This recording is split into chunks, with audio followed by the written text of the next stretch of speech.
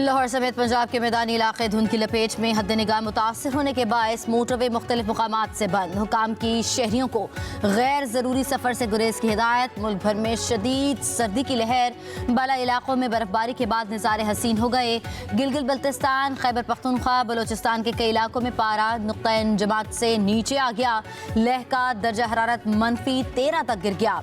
Store में -12, कालाम स्कर्दू में -9, बगरोट हंजा में -6 रिकॉर्ड, क़िलात गिलगित में दर्जा हरारत -5, कोयटा में -4, दीर और रावलाकोट में -3 सेंटीग्रेड हो गया।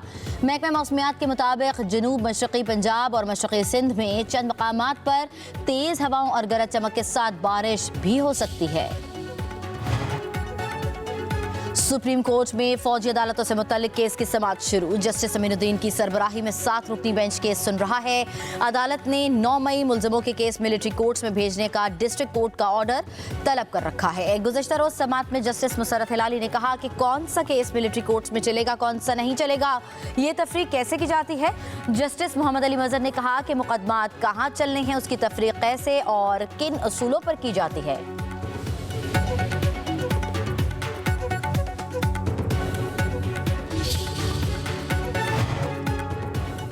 बानी पीटीआई और बुशरा बीबी के खिलाफ तोशाखाना 2 केस पर समाअत आज होगी। स्पेशल जज सेंट्रल शाहरुख अर्जुमंद अडियाला जेल में समाअत करेंगे। बानी पीटीआई को कमरा अदालत में पेश किया जाएगा। बुशरा बीबी अदालत पेशी के लिए अडियाला जेल पहुंचेंगी।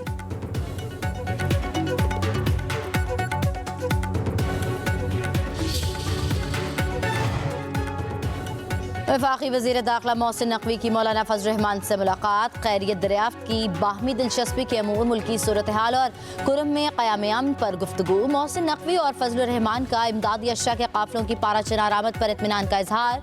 वज़ीर दाखिला ने कहा कुरम में क़याम अमन के लिए तमाम स्टेक होल्डर्स को एतमाद में लिया है। बाज़ अनासिर ने जान बूझ कर इशू को गलत रंग दिया।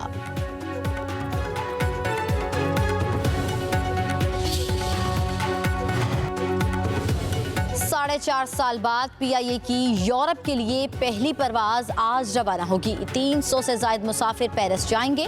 तर्जुमान PIA के मुताबिक पहली परवाज मुकम्मल फुल जा रही है। पेरिस के लिए हफ्तावार 2 बराह रास्त परवाजें चलेंगी।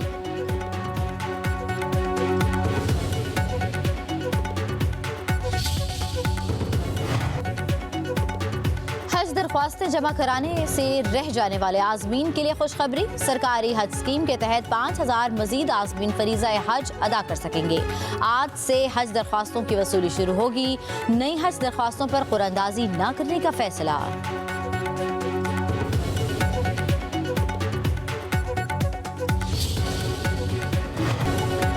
सिर्फ जानवरों का ही नहीं, कई सियासी जमातों की बीमारियों का भी अच्छा इलाज करेंगे। इन लोगों का जब भी कदम उठता है मुल्क के खिलाफ उठता है।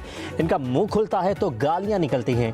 वज़ीर आला पंजाब मरीम नवाज का पाकपतन में लाइफ स्टॉक कार्ड के इजरा की तकरीब से खिताब। कहा कि पाकिस्तान में महंगाई कम हुई है, डोलती मैशत संभल रही है। पाकिस्तान तरक्की की सीढ़ी पर चढ़ चुका है।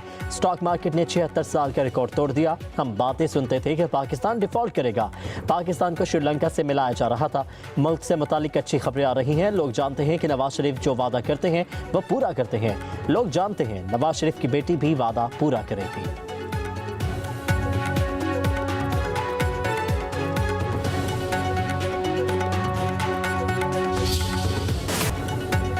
सुप्रीम कोर्ट के आईनी बेंच ने 9 मई के मखसूस मुलजिमों के फौजी ट्रायल पर सवालात उठा दिए। जस्टिस मुसर्रत हिलाली ने कहा कौन सा केस मिलिट्री कोर्ट्स में चलेगा, कौन सा नहीं चलेगा, ये तफरीक कैसे की जाती है। सवाल ये नहीं कि मिलिट्री कोर्ट मौजूद है या नहीं, सवाल ये है कि इसका निफाज कहाँ है। जस्टिस जमाल खान मंदखिल ने कहा किसी जुर्म पर कौन और कैसे तय करता है कि केस कहाँ जाएगा।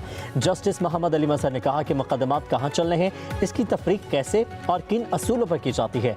जस्टिस नईम अख्तर अफगान ने कहा कि 9 मई के वाक़यात में 103 मुलज़िमान के खिलाफ मिलिट्री कोर्ट्स में केस चला। बाकी केसेस इंसदाद दहशतगर्दी की अदालतों में चल रहे हैं। ये तफरीक कैसे की गई कि कौन सा केस मिलिट्री कोर्ट्स में जाएगा, कौन सा केस इंसदाद दहशतगर्दी की अदालतों में जाएगा। जस्टिस हसन असर रिजवी ने कहा GHQ पर हमला हुआ, वहाँ शहादतें हुई, कराची में तैयारा तबाह हुआ, अरबों रुपए का नुकसान हुआ। क्या ये वाक़यात उन वाक़यात से कम थे?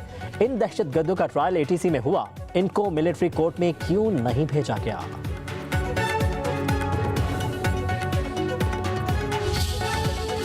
9 मई मुलजिमों के केस मिलिट्री कोर्ट्स में भेजने का डिस्ट्रिक्ट कोर्ट का ऑर्डर तलब। जस्टिस ने मुख्तलिफ खान ने कहा कि एटीसी का ऑर्डर दिखाएं जहां 103 मुलजिमान को मिलिट्री कोर्ट भेजा गया। जस्टिस हसन अजहर रिजवी ने रिमार्क्स दिए, तैयारा साजिश केस में एक आर्मी चीफ के जहाज को हाईजैक करने की भी कोशिश की गई। जस्टिस जमाल खान मुंदखिल ने कहा वो महज इल्जाम था। दौरान समाअत भारतीय जासूस कुलभूषण यादव केस का तस्करा। जस्टिस मोहम्मद अली मसन ने रिमार्क्स दिए, क्या कुलभूषण यादव जैसे मुल्क दुश्मन जासूस का केस मिलिट्री कोर्ट्स में चल सकता है? वजारत दिफा के वकील ख्वाजा हारिस ने दलाल दिए, मुल्क दुश्मन जासूस का मिलिट्री कोर्ट्स में ट्रायल नहीं चल सकता।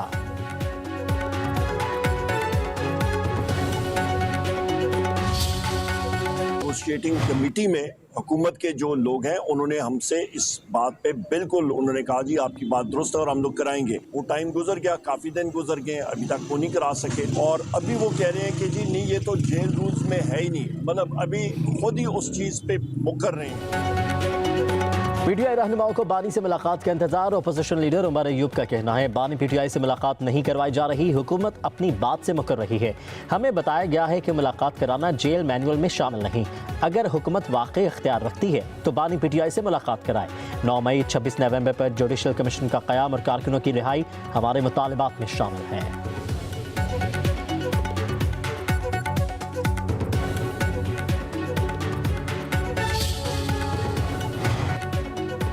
रावलपिंडी की अडियाला जेल में बानी पीटीआई से पार्टी रहनुमाओं की मुलाकातों का मामला। जेल ज़राए के मुताबिक तहरीक इंसाफ की जानिब से हुकाम से किसी किस्म का कोई राबता नहीं किया गया। मंगल से अब तक किसी का नाम दिया गया, ना कोई मुलाकात के लिए आया। मुज़ाकराती कमेटी की मुलाकात जेल हुकाम की डोमेन नहीं। तयशुदा तरीक़ाकार के मुताबिक मंगल और जुमेरात का दिन बानी पीटीआई से मुलाकातों के लिए मुकर्रर है।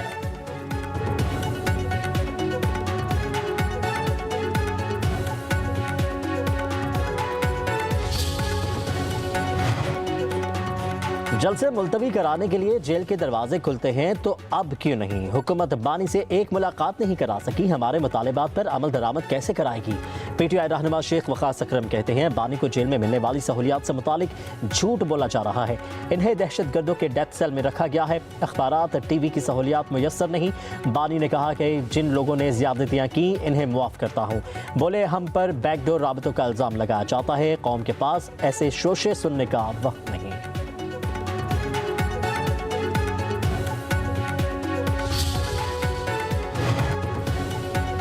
वाईफाई और वायरलेस नेटवर्क्स के जरिए से हसास मालूमात चोरी होने का खदशा। वायरलेस राउटर्स को कम महफूज करार दे दिया गया। काबीना डिवीजन ने तमाम विफाकी वजारतों, डिवीजन और सूबाई हुकूमत को मरासला लिख दिया।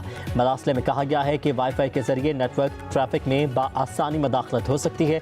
राउटर्स अपडेट्स के जरिए इंटरनेट ट्रैफिक को गैर महफूज तरफ मोड़ा जा सकता है। मरासले में सार्फिन को वाईफाई के पासवर्ड पेचीदा रखने की भी सिफारिश।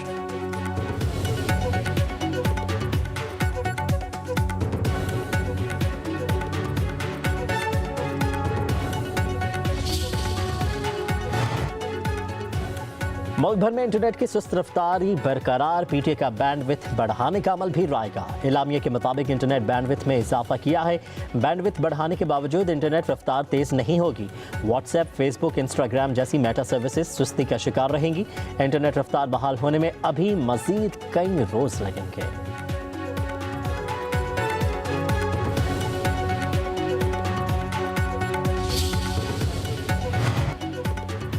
जब मैंने कोई गलत काम नहीं किया तो क्यों डरूं? आगे बढ़ने के लिए खौफ का बुत तोड़ना पड़ेगा। वज़ीर आला खैबर पख्तूनख्वा अली अमीन गंडापुर का पेशावर में तकरीब से खिताब। कहा कि नैब वाले करप्शन की बात करते हैं तो तनख्वाह किस चीज़ की ले रहे हैं? लोग डरे बगैर अपना काम करें। हमने मुल्क को आगे लेकर जाना है, हमें अजीम कौम बनकर दिखाना है। हर महकमा खसारे में जा रहा है। पाकिस्तान की आबादी बढ़ गई। अपनी बादशाहत कायम रखने के लिए नए सूबे नहीं बनाए गए। इंतजामी यूनिट्स बढ़ाने से 90% मसाइल हल होंगे।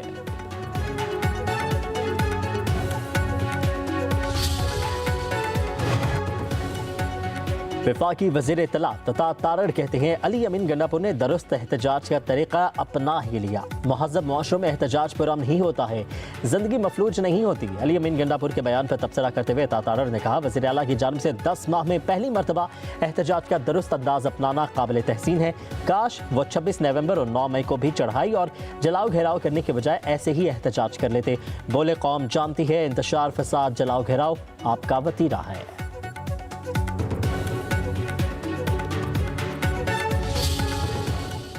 रेमिटेंसेज इस वक्त बहुत अच्छा परफॉर्म कर रही हैं। हमारे पास एवरेज $3 बिलियन के रेमिटेंसेज आ रहे हैं और उसी की वजह से जो है वो हमारा जो है वो करंट अकाउंट काफ़ी अच्छी कंडीशन में इस वक्त। डेट रीपेमेंट सम तकरीबन $8 बिलियन, $7.8 बिलियन का वो पूरा डेट हमने रीपे कर दिया।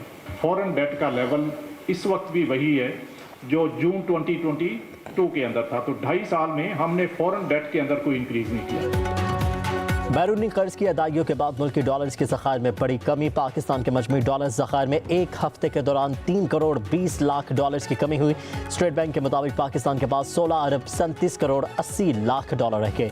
स्टेट बैंक के डॉलर ज़खायर 1.5 करोड़ डॉलर कम होकर 11 अरब 69 करोड़ 52 लाख डॉलर तक आ गए।